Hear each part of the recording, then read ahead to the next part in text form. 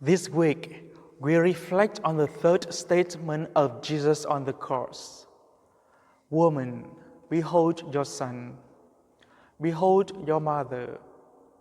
These third words of Jesus from the cross are recorded in the Gospel of John, and it reminds us about the presence of God in our struggles and the importance of relationship, community, and care for one another.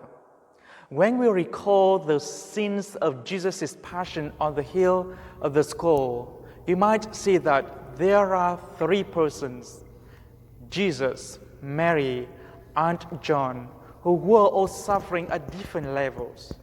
For Jesus, under the aspect of his human nature, he was suffering physically on the cross because of his open wounds, which were caused by being tortured, nailed, and hung on the cross.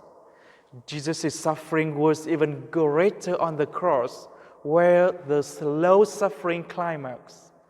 Jesus was naked, bleeding, and dying before the eyes of the world. It is not just that. Jesus also suffered on the cross at every moment when he had to push his body up to exhale and come down to inhale. Every time he pushed his body up and came down, his wounds at his hands and feet had to carry a great weight of his body that made the wounds more wide-torn and more painful. Indeed, I personally cannot fully experience how great the suffering of Jesus was on the cross, and I believe none of us can.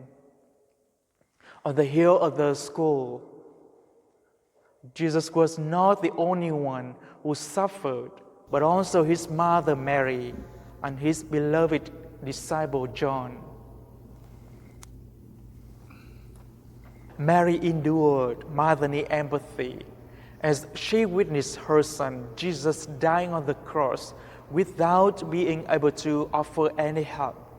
She must have suffered greatly at the foot of the cross as she witnessed her son's crucifixion.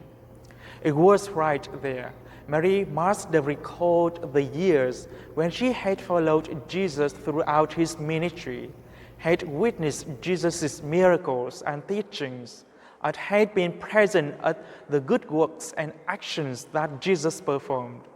And perhaps she could not avoid raising the question of why her son, Jesus, who was innocent, had to undergo all kinds of tragedies on the cross. This must have left Mary in pain, knowing her son was unjustly accused and was now suffering. At the same time, Mary must have experienced intense emotional pain as she watched her son being tortured and suffering on the cross. Of course, Mary had given birth to Jesus, nurtured him, and loved him unconditionally. And now, watching her son suffer and die must feel unbearable for her.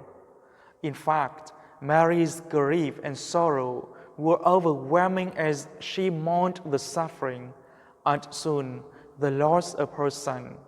She could not imagine that the prophecy of Simeon would come to pass, that a sword will pierce Mary's own soul. She would never have thought that the salvation of the world would be brought about through her son, through Jesus' suffering, death, and then resurrection. It is not only Mary at the foot of the cross, but John, the beloved disciple of Jesus, also suffered greatly as he witnessed his teacher's crucifixion.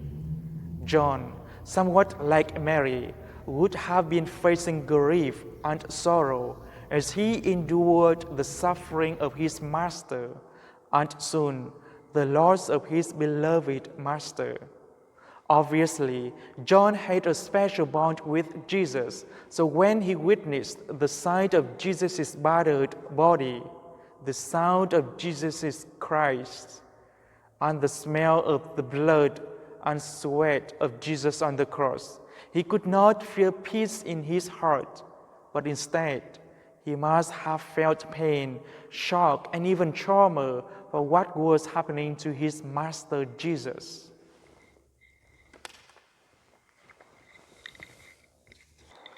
Certainly, the degree of suffering of Jesus, Mary, and John was different from each other, and surely their suffering brings out a great insight to the world today.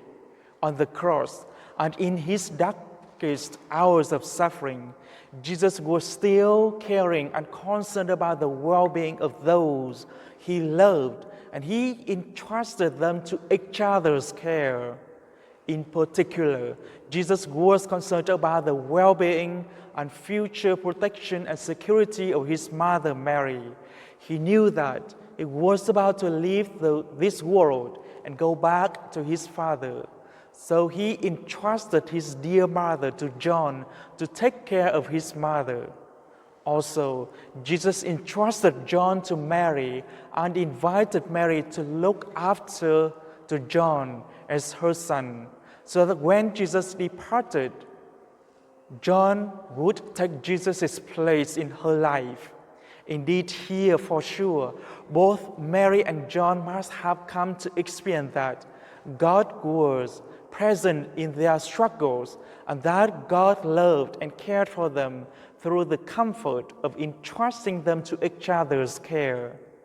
Having reflected on the third words of Jesus on the cross, especially in the context of Lent, we should believe that God is always present in any moment of our lives, even sufferings, challenges, and struggles. And just as Jesus entrusted Mary and John to each other's care, we can trust that God will provide for us and guide us through life's challenges. Also, just as God cares for us, and Mary and John care for each other, we, as Christians, are called to care for one another, and we are all invited to imitate the action of Jesus, who cared about others, even in his darkest hours.